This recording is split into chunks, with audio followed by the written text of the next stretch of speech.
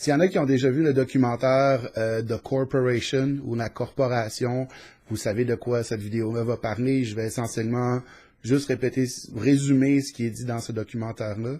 La corporation, dans le fond, je vous lis rapidement une petite phrase du Wikipédia, là. Le terme de corporation désigne le plus souvent une des formes de propriété commerciale groupée où l'entreprise est légalement considérée comme une personne morale. Donc, vous avez sûrement déjà vu des noms de compagnies, puis c'est écrit Inc. à la fin, donc c'est incorporé, c'est une corporation. Et l'idée, c'est que les corporations ont des droits maintenant similaires aux humains. Donc, c'est d'une personne morale. Le problème, c'est qu'ils n'ont pas nécessairement la responsabilité, ou s'ils ont la responsabilité, il n'y a pas un humain spécifique qu'on peut punir pour ça. Donc, c'est un peu ce que le documentaire The Corporation a voulu montrer. C'est un documentaire, je crois qu'en français, c'est La Corporation, tout simplement. C'est un excellent documentaire parce qu'il parle de... Moi, j'ai appris beaucoup de choses en regardant ça. Je vous le conseille. C'est un documentaire qui date de 2003. C'est un film canadien réalisé par Jennifer Abbott et Mark Akbar. It's a Trap. C'est basé sur le livre The Corporation, ou en français, Les multinationales, la recherche pathologique du profit et du pouvoir. Le mot pathologique est important là-dedans. Dans le fond, les auteurs ont émis une théorie. Ils ont dit, si la corporation, c'est une personne, quel genre de personne ce serait? Donc, on va tester un peu sa capacité. Est-ce que les corporations sont des bonnes personnes ou des mauvaises personnes? Donc, dans le documentaire, dans le fond, les auteurs vont chercher les critères j'essaie de lire en même temps, là, de l'Organisation mondiale de la santé, donc des critères pour diagnostiquer au niveau psychiatrique et psychologique quel genre de personne ce serait. Et ils passent les critères un par un, ils regardent comment agissent les corporations, ils filtrent à travers ces critères-là.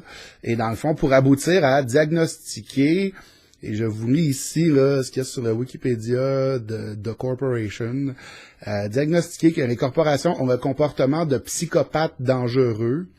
Dans le documentaire, on traite de beaucoup de sujets différents en rapport avec les relations entre grands commerces, l'établissement des parallèles entre les méfaits juridiques d'entreprise, le dur mépris pour le sentiment des autres, l'incapacité de maintenir des relations humaines, l'imprudence face à la sécurité des autres, les mensonges dans le but de faire plus de profit, les défauts de conformité aux normes sociales et le respect de la loi. Donc, toutes ces choses-là font défaut chez cette entité-là qu'on appelle la corporation. Donc, moi, ma question, c'est pourquoi on endure encore ça? Pourquoi y a-t-il des corporations? Pourquoi ce modèle-là de structure d'entreprise existe encore?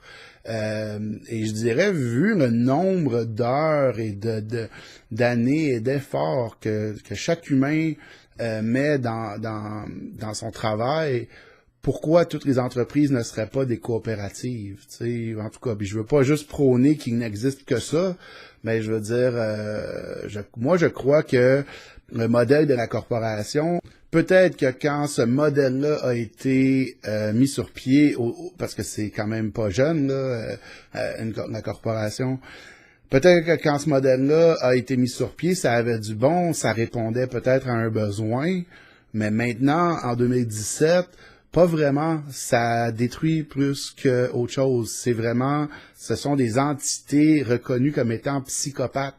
Et on sait que maintenant, l'influence, si on regarde la richesse et l'influence des corporations, si on met toutes les corporations ensemble, leur influence est plus grande que celle de tous les gouvernements ensemble.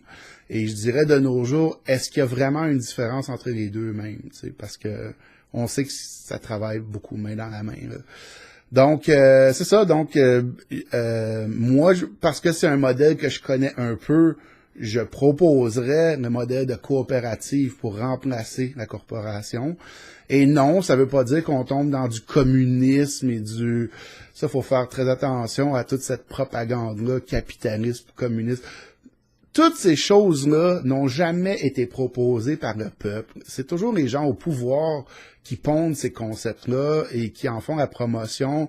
Et la gang de gauche font peur aux gens à propos du concept de la gang de droite, puis la gang de droite vice-versa, tu sais. Mais dans le fond, je veux dire qu'une coopérative, c'est qu'on travaille tous ensemble pour accomplir quelque chose, puis on se partage ce qui en ressort, puis on prend les décisions ensemble. Je crois pas que c'est soit nécessairement mauvais, et peut-être qu'il y a certaines entreprises où ça ne s'applique pas comme tel, mais il y a sûrement quelque chose de mieux qu'un modèle de corporation psychopathe pour gérer n'importe quelle sorte d'entreprise. Un bon exemple de coopérative, je me souviens, si vous avez vu le film de Michael Moore, Capitalism, A Love Story, je sais pas comment ça a été traduit, peut-être le capitalisme, une histoire d'amour, j'ai aucune idée comment ils l'ont traduit. En tout cas, dans Capitalism, A Love Story, il parle d'exemples positifs, et un de ceux qui montre, c'est une compagnie qui fabrique du pain, si je me rappelle bien, qui était sur le bord de la faillite et qui a été transformé en coopérative, et le grand boss gagne pas plus cher que les petits employés, mais tout le monde a un bon salaire et tout le monde a l'air content de travailler là, puis ça a l'air d'un environnement de travail beaucoup plus sain qu'une corporation psychopathe.